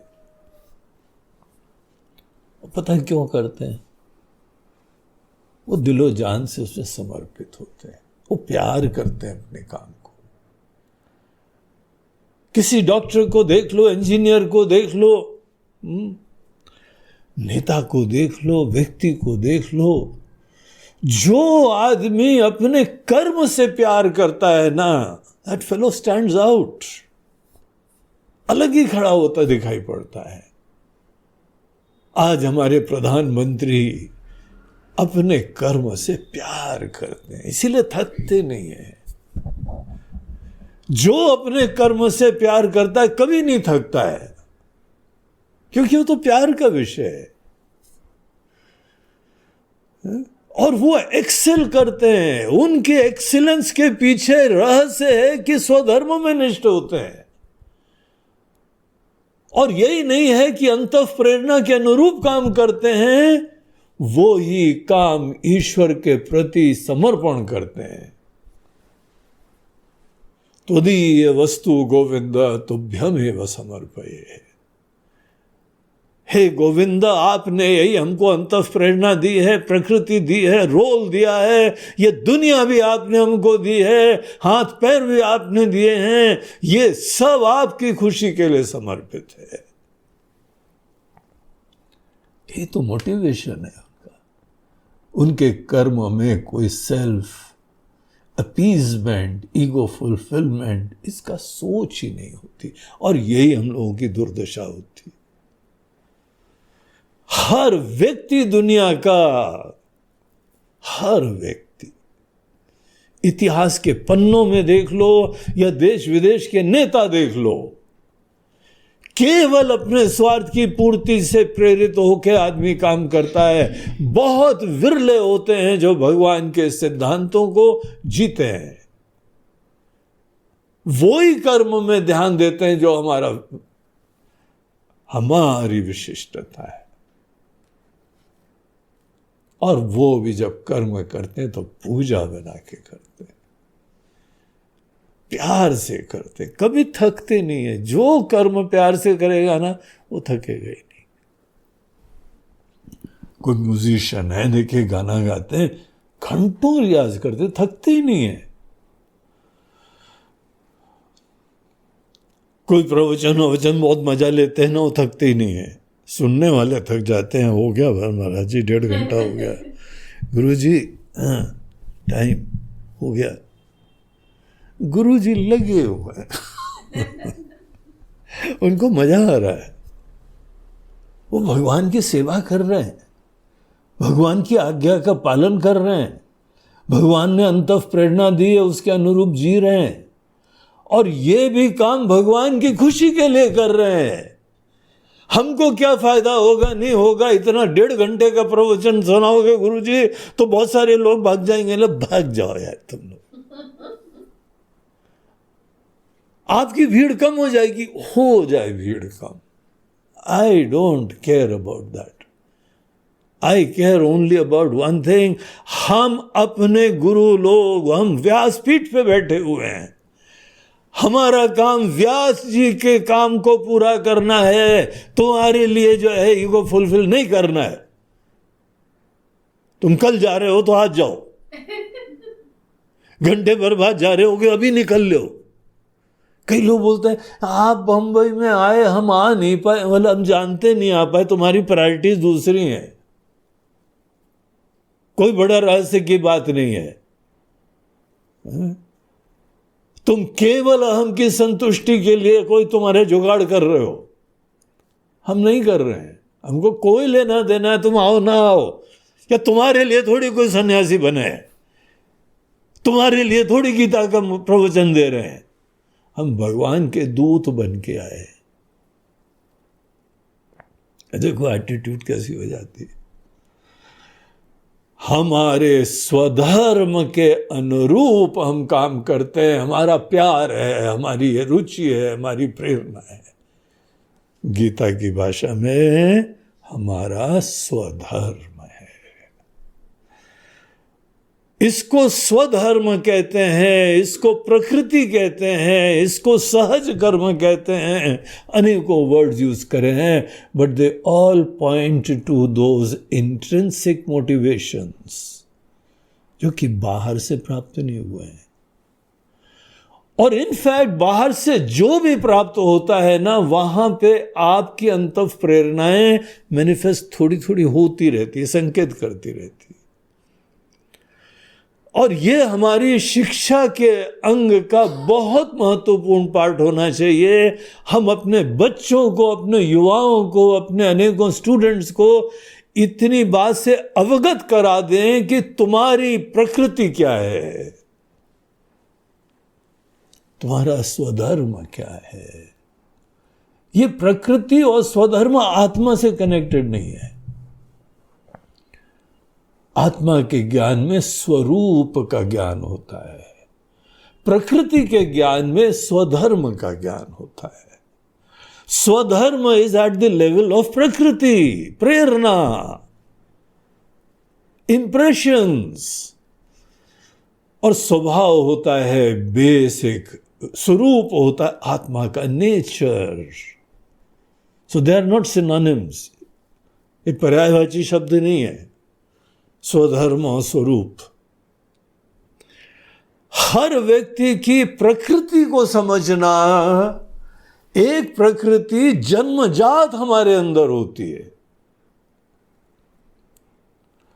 एज दो उसी क्षेत्र में काम करने के लिए भगवान ने जन्म दिया है हमको, उस क्षेत्र में काम करने के लिए ही हमको निमित्त बनाया है।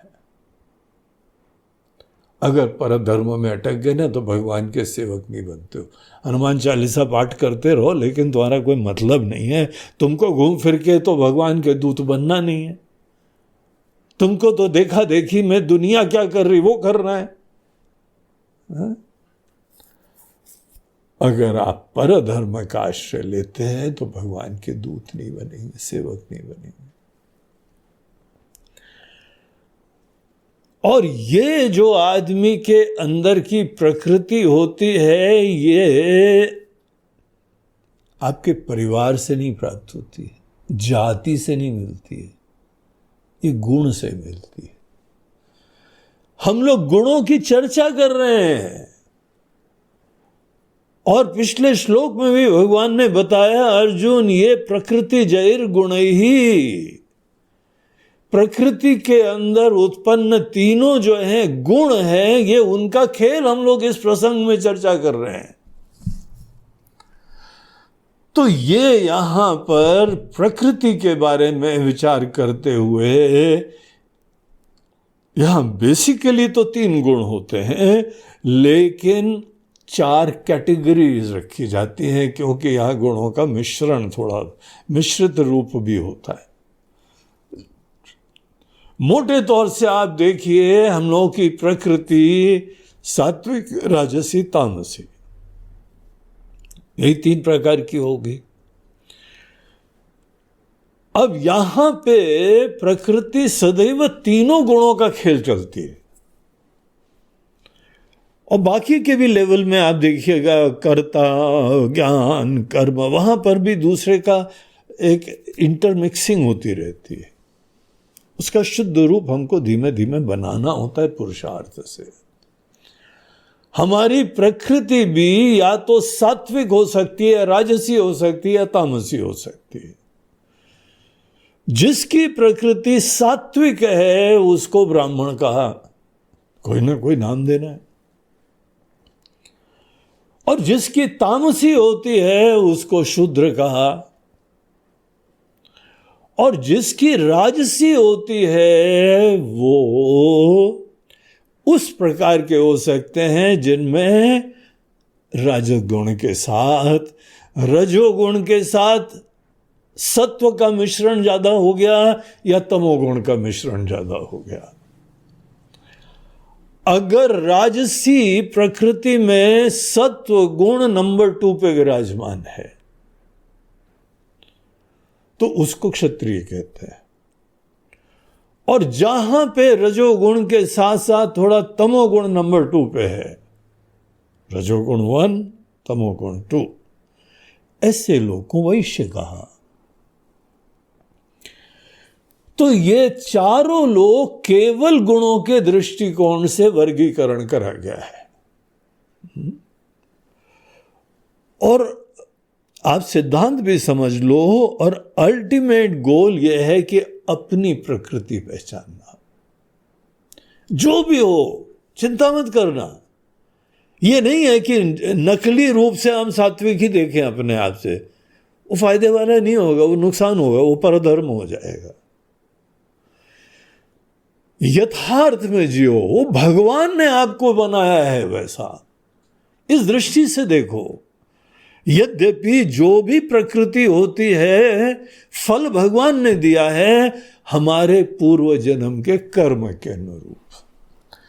प्रकृति सदैव हमारे कर्मों से बनती है, लेकिन फाइल पास भगवान ने करी, फल सदैव भगवान ही देते हैं। इसीलिए ये बात देखने में कोई हर्जा नहीं है कि भगवान ने ही चाहा है कि हम एक ब्राह्मण हो, एक क्षत्रिय हो, एक वैश्य हो या शूद्र हो। आप सच्चे हो अपने आप से, तब एक्सीलेंस होगी, तब आप बेस्ट पॉसिबल काम करोगे। भले ब्राह्मण घर में पैदा हुए हो, लेकिन आवश्यक नहीं है कि ब्राह्मण घर में आप ब्राह्मण ही होगे। ब्राह्मण घर के अंदर पैदा हुआ व्यक्ति हो सकता है बिल्कुल तामसी हो सकता है कि वो शूद्र हो सकता है वो बहुत ही जो है अपने अहम की संतुष्टि से, ईगो फुलफिलमेंट से प्रेरित एक वैश्य बिजनेसमैन ही हो। ब्राह्मण के घर में पैदा होने से आप वास्तविक ब्राह्मण हो जाएं, ये एक समय बात हुआ करती थी। वो भी हम आपको रहस्य बताएंगे कि जाति से वर्ण का निर्णय कैसे होने लगा।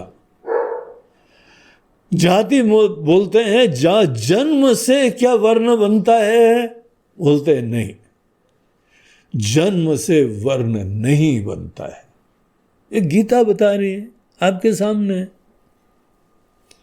4 वर्णों की चर्चा गीता में करी है। अभी कोई आरएसएस के व्यक्ति आए, उन लोगों को यही ब्रेन वॉश करा गया है कि 4 वर्ण 4 जाति जो है ना, ये हम लोगों के धर्म में है ही नहीं, ये बाद में लोगों ने जोड़ दिए। अरे मूर्ख आदमी हो यार, तुम पढ़ते पढ़ाते हो नहीं हो, जबरदस्ती दूसरों की बातों में आ जाते हो। ये शास्त्रोक्त है, ये वेदोक्त है। वेदों में भी 4 वर्ण की चर्चा है, गीता में भी 4 वर्ण की चर्चा है। ये विशिष्ट चीज है हम लोगों के वहां की। इसमें कोई मन में शर्म संकोच नहीं आना चाहिए। जो नहीं जानते हैं उनके प्रति दया आती है हमको। इतना सुंदर प्रिंसिपल है इसका। तो ये जो 4 वर्ण होते हैं, इनको पहचानना वस्तुतः तो हम लोग पहचानते हैं, हमारे विद्वान गुरु लोग भी पहचानते हैं। आप किसी भी ज्ञानियों के साथ रहो, वो आपका शीघ्र ही बता देंगे कि आपका वर्ण ये है। अंतः प्रेरणा पहचानने के तरीके होते हैं, लेकिन ये प्रैक्टिकली इम्पॉसिबल है कि हमारे पूरे देश, हमारे समाज, हमारे गांव, शहर, सब कस्बों में इधर उधर जो भी जनता है, सबको जो है वो गुरुकुल में आके सर्टिफिकेशन करना पड़े कि तुम्हारा वर्ण ये है। हा? कौन सब लोग आते हैं गुरुकुल में पढ़ने के लिए? कौन आते हैं? तो वहां पर एक सिस्टम निकाला गया कि अगर माता पिता दोनों ब्राह्मण हो, असली ब्राह्मणत्व से युक्त हो, वो लोग तो सच्चे ब्राह्मण हो, तो उनकी संतान में बहुत ही हाई पॉसिबिलिटी होती है कि वो भी ब्राह्मण हो जाए। क्षत्रिय है तो चांसेस हाई होते हैं कि क्षत्रिय हो जाएगा, लेकिन कोई गारंटी नहीं, क्योंकि ये तो गुणों का खेल है। तो ये चार जो है बहुत ही इंपॉर्टेंट वर्ण, जिसको नाम दिया गया आगे, we have been casted in this caste, हम इसी जो है ढांचे में ढल गए और यहां से हमको प्रारंभ करना चाहिए। आज हमारी प्रकृति भले तमसी हो, लेकिन जो हमको यहां पूरा मार्गदर्शन दिया जा रहा है ना, उसमें वो सिस्टम बताते हैं कि भले तुम जो हो तमोगुण में पैदा हो, तो भी तुम्हारे मन को शुद्ध करने के तरीके बताएंगे। तुम भले जो है वो एक वैश्य हो, लेकिन तुम अगर अपने धर्म का पालन करोगे तो तुम्हारा भी अंतःकरण शुद्ध हो सकता है। अंतःकरण शुद्धि किसी भी वर्ण के आदमी को करने का पूरा गाइडेंस प्राप्त होता है। इसीलिए इट जस्ट डजंट मैटर। हमारे आध्यात्मिक विकास के दृष्टिकोण से हमारा वर्ण जो भी होता है, वो वर्ण के अनुरूप हम जीवन जीते जाएं, तो हम जो है तो भी उस चीज को प्राप्त कर सकते हैं। And that is more important. जन्मजात हमारा एक रंग है, प्रकृति है, दैट इज वन थिंग, लेकिन वो ज्यादा महान चीज होती है कि आप कैसे भी वर्ण में पैदा हुए हो, आप देखो निर्मल मन से युक्त हो सकते हैं। इसीलिए हर व्यक्ति को अपने आप से सच्चा होना चाहिए, तभी उसके लिए गाइडेंस बड़े एप्लीकेबल होंगे और वो उसका क्रियान्वयन कर सकता है। तो ये यहाँ पे चीज बताई, और एक एक का जो है भगवान यहाँ पे लक्षण देते हैं कि अर्जुन, ब्राह्मण क्षत्रिय विषाम शूद्राणाम च परंतप। हे परंतप, ये चार कैटेगरीज हैं प्रकृति की, अंतः प्रेरणा की। कर्माणि विभक्तानि स्वभाव प्रभवैहि गुणैहि। हर व्यक्ति के अंदर अपने स्वभाव जनित जो गुण हैं, उनकी अभिव्यक्ति तुम्हारे प्रकृति में भी हो रही है। देखो कैसे तीन गुणों का सर्वव्यापी प्रभाव होता है, और इसके हिसाब से लोगों के लिए कर्म प्रविभक्तानि, हर व्यक्ति के लिए क्या क्या चीजें करने योग्य हैं, वो इसके अनुरूप बताई जाती। किसी का इंटरेस्ट हो, डिस्पोजिशन हो, तब आप बताओ, देखो कितना लाइक फिश टू वाटर, इतना आराम से उस चीज में वो रम जाता है, उसको लाभ हो जाता है, बिकॉज उसकी रुचि पहले से ही है। तो ये चीज यहां पे बोलते हैं अर्जुन, इस चीज को समझो।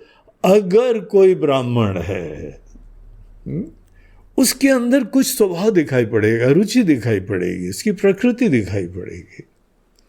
शमो दम तपशौचम क्षांतिरार्जवमेव च ज्ञानम विज्ञानमास्तिक्यम ब्रह्म कर्म स्वभावजम। जिसके अंदर सत्व गुण प्रधान होता है प्रीडोमिनेंटली, प्योर पूरा कभी नहीं आएगा, किसी न किसी से मिश्रित हो ही जाता है। प्योर चीज कभी कोई चीजों में एग्जिस्ट ही नहीं करती है, मिश्रित रूप से होती है। प्रीडोमिनेंटली प्रधानता सत्व गुण की है, लेकिन यूनिक प्रकृति सबकी होती है। यहाँ पे कितना दूसरी चीज का छौका लगा हुआ है, कितना दूसरी चीज का टीका लगा हुआ है, तो उससे यूनिकनेस आती है।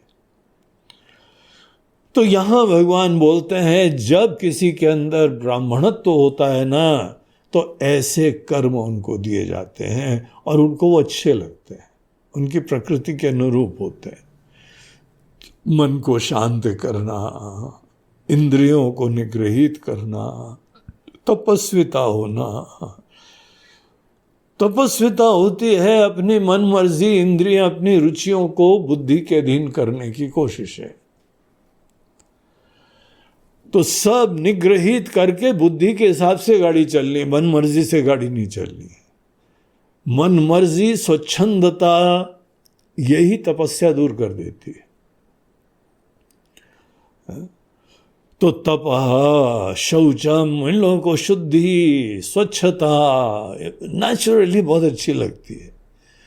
क्षांति, क्षमा, आर्जवम, स्ट्रेट फॉरवर्डनेस, असलियत, सच्चाई, उसको हिसाब से जीने की उनकी प्रेरणा भी है और उनको ये मोटिवेशन भी दिया जाता है। ज्ञानम विज्ञानम, बौद्धिक ज्ञान और अनुभवात्मक ज्ञान। ज्ञानम विज्ञानम, आस्तिक्यम, पूरी श्रद्धा भक्ति, ईश्वर के प्रति अस्तित्व, वेदों के प्रति श्रद्धा, गुरु के प्रति श्रद्धा, ये सब चीजें ब्रह्म कर्म स्वभावजम, ये ब्राह्मण के कर्म होते हैं अर्जुन। दूसरी तरफ से जिसके अंदर क्षत्रियत्व है, क्षत्रियत्व किसमें है? उसका मन बेसिकली राजसी है, मगर राजसी के बावजूद उसके अंदर सत्व गुण का पुट है। सत्व गुण सदैव धर्म में प्रेरणा, निष्ठा, असली जो है हमारे क्षत्रिय राजा, वो दूसरों के गाइड्स होते हैं, पूरे समाज को दिशा देते हैं, कमांड करते हैं। दे आर नेचुरल लीडर्स, लेकिन काम करते हैं धर्म के लिए, निस्वार्थता से काम करते हैं, सबके कल्याण से काम करते हैं, सबके कल्याण से प्रेरित होकर काम करते हैं। जो सबके कल्याण से प्रेरित होकर डायनेमिकली काम करे वही असली क्षत्रिय होता है। अच्छे राजा वही होते हैं। तो अर्जुन, ये लोग जो हैं शौर्यम, इनके अंदर पर्सनालिटी में ट्रेट्स होती हैं शौर्य, वैलर, तेजस्वी होते हैं। लीडर शुड स्टैंड अपार्ट, अलग ही दिखाई पड़ता है खड़े हो जाए। वो कहीं जाते हैं वो लोग बोलते हैं ही इज द बॉस, वो बॉस अलग ही दिखाई पड़ता है। तेजस्वी होते हैं, कॉन्फिडेंट होते हैं, क्लियर होते हैं, इंस्पायर्ड होते हैं, थॉटफुल होते हैं, प्योर माइंडेड होते हैं। धृति, बड़ा धीरज भी होता है, प्रॉब्लम्स में टूटते नहीं है। दार्क्षम, बड़ी दक्षता होती है और लड़ाई में कभी पीछे नहीं हटेंगे। इनको चैलेंज दो, चुनौती दो तो तुम ही दुलत्ती खाओगे, वो नहीं पीछे हटेंगे। तुम्हारे ही अस्त्र शस्त्र का प्रयोग करके तुमको ही खत्म कर देंगे। इनके कैरेक्टर में नहीं होता है कि ये कभी पलायन करेंगे। युद्धे च अपि अपलायनम, और ये लोग दान देते हैं, सेवा करते हैं, ईश्वर भाव उनकी पर्सनालिटी में दिखाई पड़ता है। राजा की तरह जीते, सबके मालिक की तरह जीना होता है। सब लोग नहीं कर पाते, सब इतने दास होते हैं, इतने दीन होते हैं, लेकिन कुछ लोग में ईश्वर भाव दिखाई पड़ता है। दानम ईश्वर भावश्च क्षात्रम कर्म स्वभावजम, ये इन लोगों के लिए नेचुरल कर्म होते हैं। और जो वैश्य होते हैं वो बहुत इंपॉर्टेंट कंपोनेंट है, वो भी, ये सब इंपॉर्टेंट कंपोनेंट है। शूद्र भी बहुत इंपॉर्टेंट कंपोनेंट होते हैं। बिजनेस कम्युनिटी होती है वैश्य, और वो इतने बुद्धिमान लोग होते हैं, विशिष्ट लोग होते हैं, जो कि पैसे को मल्टीप्लाई कर देते हैं। आप किसी बिजनेसमैन को 100 रुपया दो, वो उसको 200 बना देगा। कहीं पे उसके पास कोई एक इन्वेस्टमेंट हो, रिसोर्स हो, उनका दिमाग इतना स्मार्टली चलता है और उसी में ज्यादा चलता है। पैसे को बढ़ाना, पैसे को कमाना, इन्हीं लोगों से देश की इकोनॉमी चलती है, अर्थव्यवस्था चलती है, फॉरेन एक्सचेंज बढ़ता जाएगा, जॉब्स मिलेंगी। उसके पीछे वैश्य या बिजनेस कम्युनिटी ही प्रधान है। और वो भी एक सबके बस की बात नहीं होती है। ब्राह्मण नहीं कर सकता है, क्षत्रिय भी बिजनेस नहीं कर सकता, वो तो दानम। वैश्य से दान लो जरा। जिसकी प्रकृति ही वैश्य है वो खर्चा नहीं करते हैं खुद, वो पैसा जमा करने की मशीन होती है। और इतना पैसा जमा करते हैं कि खुद भी यूज नहीं कर पाते हैं, उनके राजा लोग आके निकलवा लेते हैं। टैक्स की अथॉरिटीज उनसे पैसा निकलवाना जानती है, रोते गाते कुछ भी करते रहे वो देंगे। लेकिन खुद तो वैश्य लोग, they are money earning machines. कितने इंपॉर्टेंट लोग हैं। हम तो चाहते हैं हमारे देश में बहुत सारी मनी अर्निंग मशीन भी हो, देश की इकोनॉमी अच्छी हो जाए, अर्थव्यवस्था अच्छी हो जाए। आज हम लोग 5th largest economy in the world हैं और 3rd होने वाले हैं शीघ्र ही। ये सब बिजनेसमैन की वजह से होता है। और लीडरशिप भी अच्छी है इसीलिए होता है। और लीडरशिप के पीछे थॉटफुल लोग हैं, प्लानिंग कमीशन होता है, तब जाके ये सब काम होता है। लेकिन फाइनली एग्जीक्यूटिव्स तो बिजनेसमैन ही होते हैं। तो जो ये लोग जो हैं, कृषि, गौ रक्ष वाणिज्यम वैश्य कर्म स्वभावजम, तो भले कोई गौशाला हो, डेयरीज हो, सब लोगों की सेवा भी हो, अनेकों प्रकार के वाणिज्यिक काम, कमर्शियल एक्टिविटीज, इसके लिए माइंड सेट ही अलग चाहिए। कई लोगों का बिजनेस सफल ही नहीं होता है क्योंकि उनका माइंड सेट ही नहीं है। लेकिन जो माइंड सेट होता है वो उनका कहीं पर भी, वो पत्थर से सोना बना लेते हैं। और कई लोग होते हैं सोने को पत्थर बना देते हैं। प्रकृति का भेद होता है। इसीलिए अपने आप को स्वीकार लो, शराफत से उसी चीज में जियो। और जो लोग इसमें हैं उनको उधर ही करने दो, एक्सेलेंस करने दो, बढ़ने दो, वो बेस्ट काम वही करेंगे। वैश्य इनको बोलते हैं। इनके अंदर रजोगुण रहता है, लेकिन नंबर 2 पे तमोगुण होता है, इसीलिए स्वार्थ आता है। हमारा फायदा, हमारा कट, हमारा परसेंटेज, ये इनके लिए डायनेमिक एक्टिविटी के साथ साथ प्रीडोमिनेंट चीज होती है, हमारा फायदा। और ये अच्छी बात होती है बिजनेसमैन के लिए। और फाइनली जो है परिचर्यात्मकम कर्म शूद्रस्यापि स्वभावजम, शूद्र के अंदर कोई प्रेरणा ही नहीं होती है। तमोगुण जहाँ है ना, वो निष्क्रियता, प्रेरणा विहीन, अंदर से कुछ प्रेरणा ही नहीं आती, कोई सपने नहीं आता, उसको तो एग्जिस्टेंशियल इश्यू होता है, वह गाड़ी चलेगा समझ लीजिए। कहीं पर भी पड़े रहेंगे, गाड़ी चल जाएगी। जब अंदर से कोई भी न ज्ञान की, न क्षत्रियत्व की, न बिजनेस की, तुम्हारे अंदर कोई प्रेरणा नहीं होती है, तो ऐसे लोग बहुत कल्याण के होते हैं, काम के होते हैं सेवा के लिए। सेवा वाले बहुत दिमाग अपना अकल लगाएंगे ना, तो सेवा थोड़ी करेंगे वो।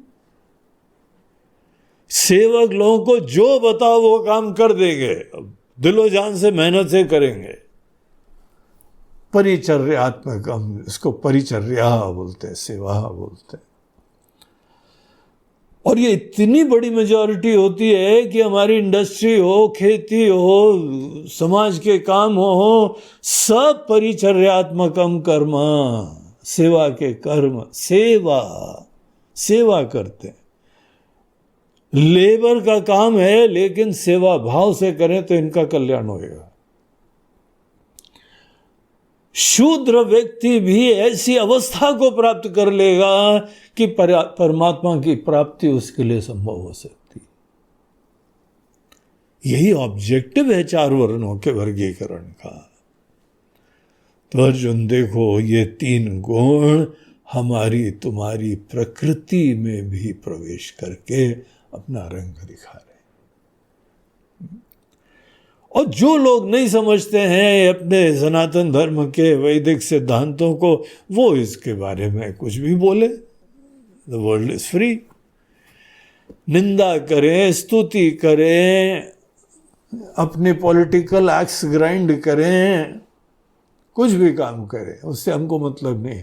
हमको यहाँ सिद्धांत से मतलब है। आज हमारा देश, हमारा समाज कैसे जी रहा है वो सेकंड चीज है, आगे की बात है। मूल साइंस क्या है, इसका इम्प्लीमेंटेशन कैसा हो रहा है, वो टेक्नोलॉजी का डिपार्टमेंट होता है। सिद्धांत ये समझ लो। आज हमारे देश में बहुत लोग हमारे इन सिद्धांतों को गलत समझ रहे हैं। यद्यपि नाम के लिए हम लोग धर्मनिरपेक्ष हैं, लेकिन हमारी धर्म पे सभी कीचड़ उछालते हैं। सब नेता लोग हमारे धर्म पे, अभी तो तमिलनाडु में किसी ने बोला है कि सनातन धर्म विष की तरीके से है, कोविड की तरीके से इन लोगों को खत्म करना चाहिए। सबकी सोच है, सोच किसी की हो में कोई बड़ी बात नहीं, कोई चिंता नहीं। हम ये उम्मीद भी ना करें कि सब लोग मानने लगे। अरे स्वतंत्र देश है, सब जो करना है करें। यहां पे बड़े बड़े नेता, अंबेडकर हमारा कॉन्स्टिट्यूशन लिखने वाले, उन्होंने भी जो है अपने कास्ट सिस्टम की निंदा करी है। आज जाति के नाम से जो समाज में चल रहा है वो निंदनीय ही है। लेकिन क्या ये सिद्धांत निंदनीय है? गुणों के हिसाब से किसी भी इंसान की प्रकृति का निर्माण करना ये सत्य है, ये शाश्वत है, ये नेचुरल है। और आप खुद जानते हैं, अगर आपके बच्चे में कोई पढ़ाई की इच्छा हो तो आप उसको दुकानदारी मत करवाना, पढ़ने देना। जिसकी जो प्रकृति है वो वहीं एक्सेल करता है, वो फूल वहीं खिलता है। ये सिद्धांत सही है कि गलत है? ये यूनिवर्सली जो है वो कल्याणकारी सिद्धांत है। हाँ, आज जो है वो क्या होता है, समाज में कोई बड़े पावरफुल लोग होते हैं, वो दुरुपयोग करते हैं। दुरुपयोग करके किसी की उपेक्षा करते हैं, निंदा करते हैं। सिद्धांत तो है कि चारों वर्ण दे आर इक्वली इंपॉर्टेंट। वेदों में एक विराट पुरुष बताए, बोलते हैं एक सर है, एक हाथ है, एक जांग है, एक चरण है। कौन से इंसान होगा बगैर चरणों के जी सकता है? बगैर पैर के, बगैर हाथ के जी सकता है? केवल सर से कोई काम होता है क्या? चारों अंग की जरूरत है। कोई ऑर्गेनाइजेशन हो उसके अंदर थिंकर्स होने चाहिए, उसमें इम्प्लीमेंटर्स होने चाहिए, उसमें रिसोर्स जनरेटर्स होने चाहिए, और उसमें सर्विस के पूरे डिपार्टमेंट होने चाहिए। कम्युनिस्ट कंट्री भी हो, वहां पर भी प्लानिंग कमीशन होनी चाहिए, लीडरशिप होनी चाहिए, बिजनेस कम्युनिटी होनी चाहिए, और अनेकों जो है लेबर फोर्स होनी चाहिए। ये चार की तो चर्चा करी जा रही है। तो ये कितनी अमेजिंग बात है कि हम लोगों के शास्त्रों में इन फैक्ट्स को देखा गया, रिकॉग्नाइज करा गया, डिस्कवर करा गया, और किसी इंसान का विकास उसकी प्रकृति से सच्चे होने पर ही होता है, ये यहां पे सिद्धांत जिए जाते थे। And I consider to be very beautiful, practical, the right thing to do. जो लोग निंदा करते हैं वो अपने किसी व्यक्तिगत कारणों से करते होंगे। और आजकल राजनीति में तो ये वोट बैंक्स की राजनीति है। छोटी जाति वाले को पहले भड़काओ कि तुम लोग बड़े उपेक्षित हो, तुम्हारा शोषण करा जा रहा है, तो हमारी पार्टी में आ जाओ, हमको वोट देना तो हम तुम्हारा कल्याण करवा देंगे। क्या कल्याण करवा दोगे? प्रकृति चेंज कर दोगे क्या? तुम उनको डॉक्टर इंजीनियर बनवा दो तो दोगे, लेकिन खुद इलाज के लिए फॉरेन कंट्री जाओगे, क्योंकि कुछ जानते हो ये लोग नहीं जानते, ये जान सकते ही नहीं है। प्रकृति कुछ और है। वो समाज जो चार वर्ण के अनुरूप बनता है, उसी का कल्याण होता है, उत्कर्ष होता है, वैभव होता है, उस व्यक्ति का विकास भी तब होता है। गुणों को हम और शुद्ध करते हैं, सुंदर बनाते हैं, और फिर जब निष्काम बनाते हैं अपने कर्मों को, तो हम अंदर ही अंदर सात्विक हो जाते हैं, और तो ही संन्यास्त होके आत्म के ज्ञान की प्राप्ति का मार्ग प्रशस्त होता है। तो बहुत इंटरेस्टिंग टॉपिक है, बड़ा महत्वपूर्ण टॉपिक है, और यह हमारी आपकी गीता के अंदर बताया गया है। तो ये यहाँ पे चार लोगों के कर्म बताए भगवान ने। अब आगे के सेक्शन में बोलते हैं ये कर्म कब जो है कल्याणकारी होते हैं। बस तुम अपने हिसाब से कर्म करते रहो, कल्याणकारी नहीं होंगे। उसके पीछे कुछ और रहस्य, एटीट्यूड्स होते हैं, तब जाके अनुग्रहित करते हैं।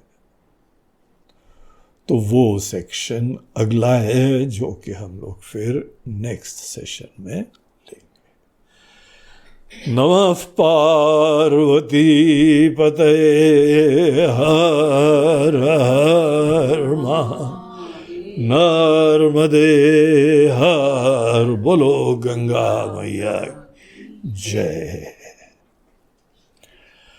आज का ये प्रवचन, इसके मुख्य यजमान दो लोग हैं। दोनों बंबई के, या आजकल बोलना चाहिए मुंबई के, मुंबई निवासी, मुंबा देवी जहाँ पे विद्यमान थी उसी शहर के निवासी। एक हैं सतीश शर्मा और सुमन शर्मा। ये वकील दंपत्ति हैं, हमारे वहाँ पे संस्था से वर्षों से दोनों जने जुड़े हैं। हमारे ट्रस्ट में सतीश ट्रस्टी भी हैं। हम उनके ऊपर ट्रस्ट करते हैं क्योंकि वो धर्म के प्रति बड़े प्रेरित रहते हैं, समर्पित रहते हैं। उन्होंने आज की एक आहुति दी है और यज्ञ में अपनी सेवा मात्र दे रहे हैं। ऐसे सत्कार्य चलते रहें इस भावना से। दूसरे हैं जगदीश रायकवार और शीला रायकवार। ये भी बड़े अच्छे समर्पित दंपत्ति हैं दोनों, और बहुत सालों से हमसे जुड़े हुए हैं। अनेकों शिविर आदि होते हैं, ये लोग आते हैं, नियमित रूप से अध्ययन करते हैं। और इनको भी हमने वहाँ के बम्बई के ट्रस्ट के संचालन की जिम्मेदारी भी दे रखी। Is one of the trustees. तो जगदीश रायकवार और शीला रायकवार इन्होंने भी आज ज्ञान यज्ञ में एक यजमान होते हुए आहुति दे रहे हैं, सेवा दे रहे हैं। आप दोनों को, दोनों कपल्स को हमारी बहुत बहुत शुभकामनाएं, आशीर्वाद। ऐसे ही आपका जीवन धर्म के कार्य में समर्पित हो और आप ईश्वर की कृपा के पात्र बने। हरि ओम तत्सत।